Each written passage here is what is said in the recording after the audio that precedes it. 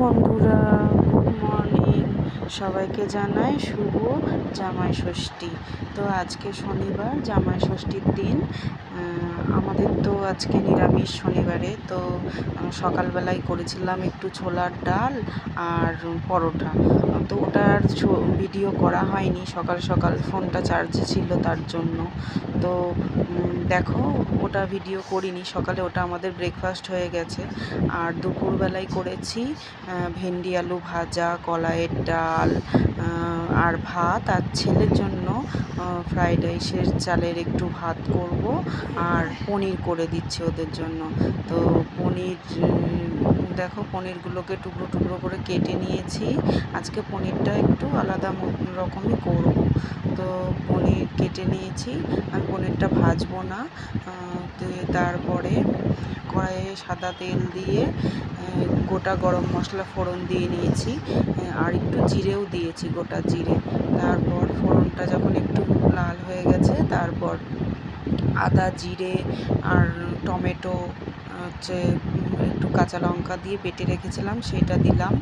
দেওয়ার পরে ওই মশলাটা যখন কষা হয়ে গেল, মশলা থেকে তেল ছেড়ে দিল, তখন হচ্ছে টক দইটা দিয়ে দিলাম। দিয়ে টক দইটা দেওয়ার পরে ভালোভাবে ওর মধ্যে নুন, হলুদ, তারপরে লঙ্কার গুঁড়ো আর একটু টক দই যেহেতু দিয়েছি, তার জন্য একটু চিনিও দিতে হয় টকটা ব্যালেন্স করার জন্য।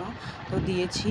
তারপরে পনির, কেটে রাখা পনিরগুলো দিয়ে দিলাম, যাতে ওর মধ্যে সব কিছু মশলা, দই টই ওইগুলো ভেতরে ঢুকে যায়। এই কারণে কষার সময় দিয়ে দিলাম পনিরটা। তো পনির দিয়ে বেশ কিছুক্ষণ নাড়াচাড়া করে যখন দই থেকেও হচ্ছে একটু তেল ছেড়ে গেছে, তখন ওই গরম মশলার গুঁড়োটা দেখালাম, ওই গরম মশলার গুঁড়োটা একটু দিলাম।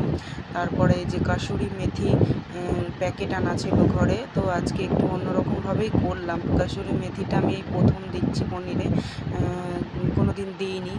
তো কাসুরি মেথিটা গুঁড়ো করে দিয়ে দিলাম।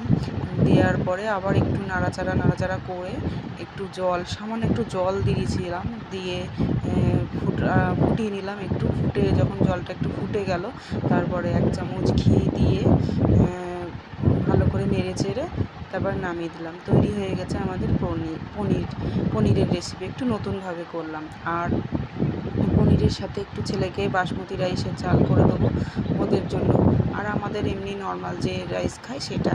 তোমরা কে কী রান্না করলে আজকে সবাই একটু জানিও। টাটা।